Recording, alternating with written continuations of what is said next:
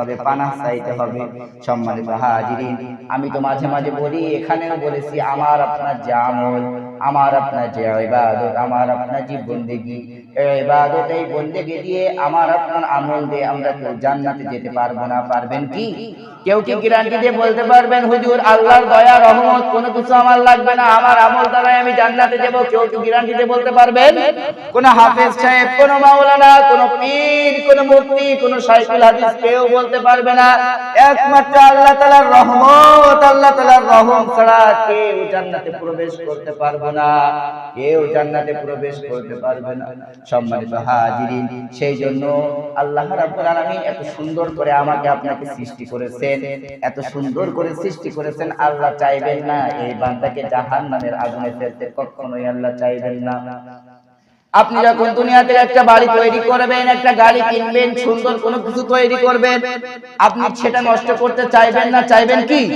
আপনি 10 তলা বাড়ি করেছেন, সুন্দর বাড়ি করেছেন, কত সুন্দর বাড়ি, কত সুন্দর গাড়ি আপনি কিনেছেন, সঙ্গে সঙ্গে আপনি নষ্ট করতে চাইবেন না। আল্লাহ তো আমাকে আপনাকে সুন্দরতম গঠন দিয়ে সৃষ্টি করেছেন, সুন্দরভাবে তৈরি করেছেন। আল্লাহ চাইবেন না এই বান্দাকে আমি জাহান্নামের আগুনে পোড়াই, আল্লাহ এটা চাইবেন না। এই জন্য আল্লাহ রাব্বুল আলামিন কিয়ামতের ময়দানে বান্দার দেখবেন, আমার বান্দা দুনিয়াতে কোনো ভালো কাজ করেছে কি, দুনিয়াতে কোনো সৎ কাজ করেছে কি, ওই যে বললাম অনুপরিমাণ কোনো ভালো কাজ করেছে কি, যদি অনুপরিমাণ যদি কোনো সৎ কাজ দুনিয়ার বুকে আমরা করতে পারি, সম্মানিত হাজিরিন, এর ওসিলায় আমাকে আপনাকে আল্লাহ তাআলা জান্নাত দিতে পারেন কি পারেন না? একটু করে বলেন, পারেন কি পারেন না? সম্মানিত হাজিরিন, এই জন্য আমাকে আপনাকে বেশি বেশি সৎ কাজের আদেশ, নেক আমল করার দরকার আছে না নাই? আল্লাহ তৌফিক দান করুন। সকলে বলছি আমিন। একটু করে বলেন আমিন। সম্মানিত হাজিরিন, মাহে রমাদান কিন্তু খুব কাছে, একেবারে হাতে সীমানার কাছে চলে এসেছে। রজব, শাবান, রমাদান খুব কাছাকাছি চলে এসেছে। আমার কিছু ভাইয়েরা, কিছু চাচারা, কিছু বাবাজিরা আছে, এখনো বয়স শেষের দিকে, এখন নামাজ কালাম কোনো কিছুই পড়েন না, এমন আছে না নাই? আমি আপনাদেরকে বলতে চাই, এই দুনিয়াটা ক্ষণস্থায়ী, এই দুনিয়াতে কেউ আমরা চিরকাল কি বেঁচে থাকতে পারবো?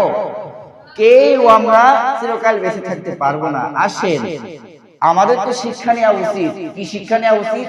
এই যে মাদ্রাসা তলাবুল ইলম, ছোট ছোট বাচ্চা, এই দেখেন এদের দিকে তাকান, ফজরের সময় উঠে ট্যাপের পানি কত পরিমাণ ঠান্ডা, একদিন দিয়ে ওযু করে দেখবেন। এই ছোট ছোট বাচ্চা কি করে? ট্যাপের ঠান্ডা পানিতে ওযু করে ফজরের নামাজ আদায় করে। আল্লাহু আকবার। আপনার তো শিক্ষা নেওয়া উচিত, এদের থেকে শিক্ষা নেওয়া উচিত যে এই ছোট ছোট বাচ্চা ফজরের নামাজ জামাতের সহিত আদায় করতে ঠান্ডা পানিতে ওযু করে। অনেকে দেখি, অনেকদিন দেখা হয়, ফজরের সময় হয়ে যায়, ফজরের সময়, ফজরের আগেও এমন মানুষ দেখি যে এমনিতে কাজে যাইতেছে, জন দিবে বা বিভিন্ন কাজে যাইতেছে রিজিক আহার উপার্জন করার জন্য। ওই ভোরবেলা শীতে কাঁপতে কাঁপতে যাইতেছে। ও আমার ভাই, আমার বাবাজিরা, আপনি কি 10টা মিনিট আল্লাহর জন্য, আল্লাহ দিয়ে ফরজের সালাতটা আদায় করে কি আপনি যেতে পারেন না? পারেন না? সম্মানিত হাজিরিন, অনেকে অনেক ভাবে নিতে পারেন, হুজুর আমার হিসাবে আমি দেব না, এটা আমার দায়িত্ব, ইমাম সাহেব হিসাবে আমার এটা দায়িত্ব আপনাকে দাওয়াত দেওয়া, আপনাকে দাওয়াত দেয়া এটা আমার দায়িত্ব। অবশ্যই আপনাদেরকে আমি ওরাত্ত আহ্বান করতে চাই, আপনারা আসুন, নামাজ কালাম আমরা সকলেই কাঁধে কাঁধ মিলে শুক্রবারে কত সুন্দরভাবে আদায় করি। প্রত্যেক ওয়াক্ত যদি আমরা এটা আদায় করি, আমাদের সব কিছুতে বরকত দিয়ে দিবেন একজন, তিনি কে? একটু জোরে বলেন, তিনি কে? আল্লাহ। আল্লাহ আমাদের সকলকে তৌফিক দান করুক। আমরা সকলে বলছি আমিন। আল্লাহ আমাদের সকলকে ঈমানের পথে অবিচল থাকার তৌফিক দান করুক। আমরা সকলে বলছি আমিন। আল্লাহ রাব্বুল আলামিন আমাদের সকলকে সৎ কাজের আদেশ এবং অসৎ কাজ হতে মানুষকে নিষেধ করার যে বিষয় নিয়ে আলোচনা শুনলাম, এই বিষয়ের উপর আমল করার তৌফিক দান করুক। আমরা সকলে বলছি আমিন। ওয়া আখিরু দাওয়ানা আলহামদুলিল্লাহি রাব্বিল আলামিন। আসসালামু আলাইকুম ওয়া রাহমাতুল্লাহ।